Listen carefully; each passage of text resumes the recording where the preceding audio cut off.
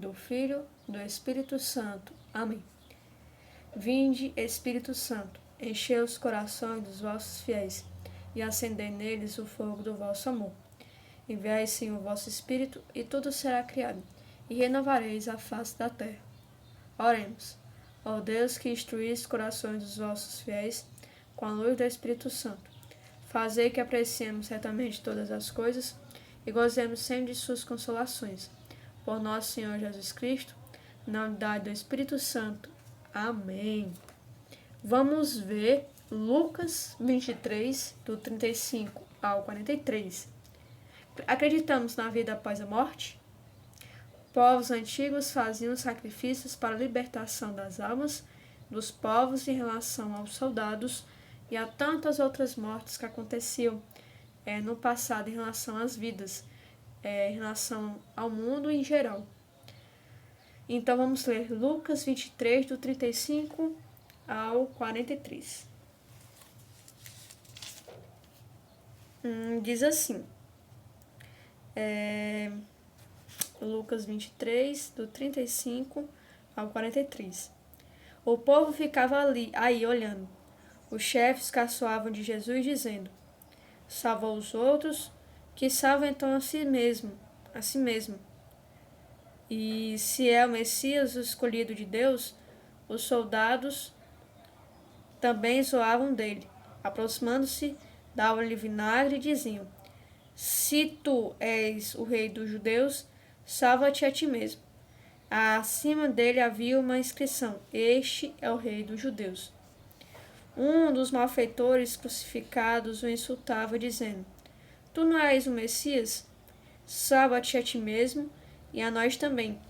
Mas o outro repreendia: você não teme a Deus, nem sofrendo a mesma condenação, quando a nós é justo, pois estamos pagando por nossos atos. Mas ele não fez nada de mal.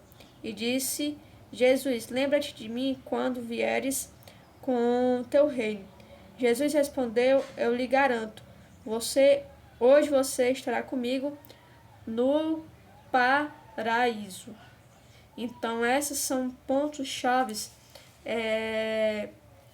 para a nossa meditação de hoje, diante dos sacrifícios para a libertação das nossas almas. Será que a gente acredita na vida após a morte?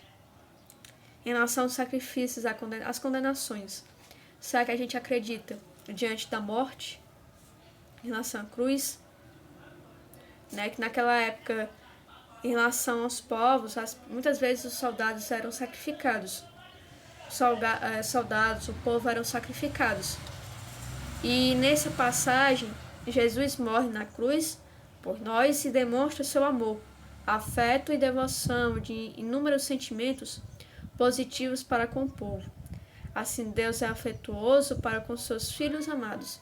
Então, Jesus, ele morre na cruz por nós. Diante de tantos pecados que a gente tem, Jesus morre por nós. Os malfeitores em relação à morte do Salvador podem ser perdoados diante de suas injúrias, porque não sabem o que fazem. Deve haver misericórdia. No dia a dia devemos nos arrepender de nossos atos, no sentido de não pecarmos novamente, e termos fé na ressurreição após a morte. A vida eterna existe. Devemos estudar e compreender que empreender na sabedoria é um foco para amar nosso Pai Celestial e nossos irmãos. A gente deve entender que diante de tantas injustiças, diante de tantas injúrias, falta de amor, falta de sabedoria das pessoas, Deus, ele é misericordioso e faz com que a gente seja misericordioso também. Diante de tantas injustiças, o Salvador, ele perdoa os nossos pecados diante de Deus, da Virgem Santíssima, de todo o povo. Nós somos perdoados em relação aos nossos pecados. Então, diante de tudo, a gente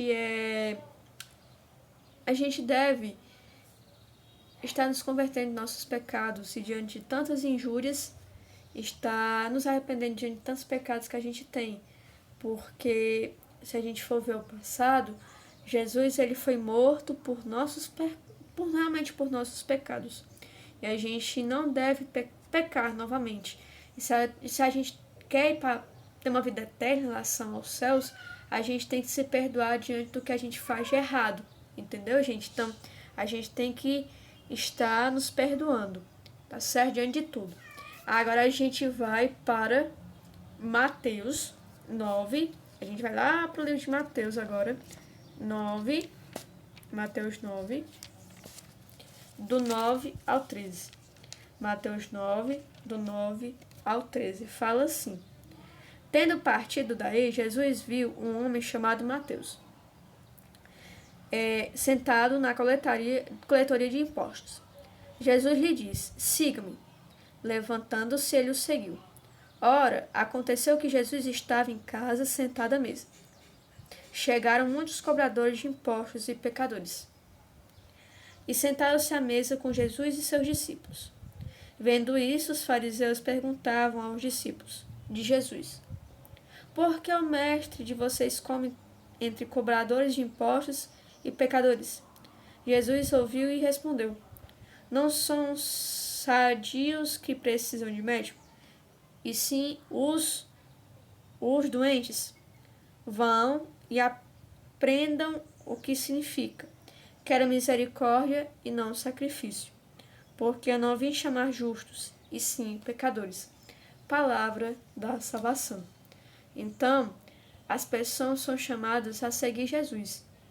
Os que são chamados são os pecadores e não os justos, para a salvação do mundo e melhoria da terra.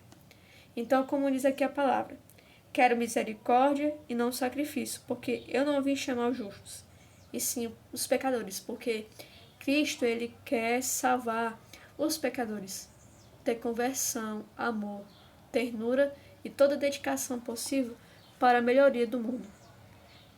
Judeus pagavam os impostos aos romanos, que os oprimiam. Então, os judeus em si eles pagavam os impostos aos romanos e eles massacravam os judeus, pedindo muito dinheiro, muito dinheiro aos judeus, e pediam mais que o necessário. Se fosse pedir R$100, vamos supor, eles pediam 200. Eles massacravam em relação a pedir. Na humanidade, nos dias de hoje, as pessoas não são tão honestas. Necessária a conscientização do povo para que o povo seja capaz de se unir e ser capaz de amar o próximo em relação à moralidade dos irmãos. Existem inúmeros objetivos para seguirmos nos dias atuais em relação ao mundo, mas devemos seguir a Cristo unicamente em prática de nossa fé para com as propostas que nos são apresentadas.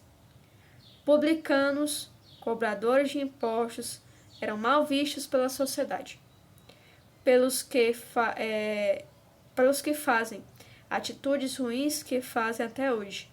Eram detestados e desprezados. Então, a gente pode entender que naquela época os publicanos eles eram pessoas ruins, porque eles massacravam mesmo as pessoas.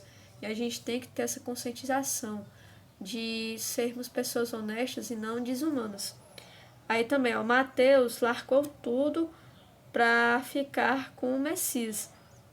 Eles ficavam com metade do dinheiro, né? Tipo assim, vamos supor, Mateus, em relação aos publicanos, os cobradores de impostos, eles ficavam com metade do dinheiro. E o resto eles ficavam para fazer as coisas em relação à comunidade. Então Jesus ele chamou e assim em relação a Mateus, e depois ele seguiu a Cristo em relação a Jesus. Mateus era discípulo. Ele largou tudo, né, para ficar com Cristo, para ficar realmente com Cristo. Ele largou tudo, trabalho, e seguia a Cristo.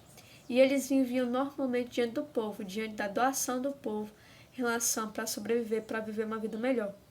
E os cobradores de impostos eram realmente pessoas mal vistas pela sociedade. e eram pessoas ruins em relação a tudo. E nos dias atuais não é diferente, né? Os impostos em alta quantidade, tanto o CMS, FGTS, todos os impostos em relação à sociedade são bem altos. E as pessoas veem que realmente no mundo atual a vida é escassa em relação a tudo que acontece.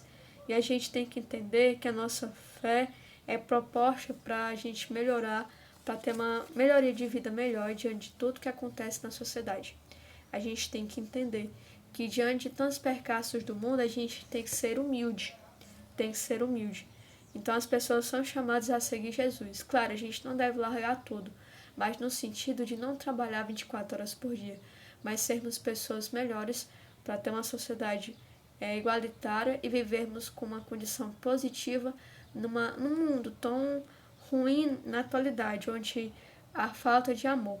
A gente tem que ser unido realmente, a gente tem que ser capaz de ser unido às pessoas e ser próximo em relação aos nossos irmãos, ter humildade, capaz de reconhecer, né, sermos capazes de reconhecer que devemos ser humildes e felizes diante do povo em geral. E a nossa fé tem que ser positiva e fiel diante de todos os ensinamentos que Deus nos dá, de acordo com a sua palavra. Em nome do Pai, do Filho e do Espírito Santo. Amém. Até a próxima oportunidade, gente.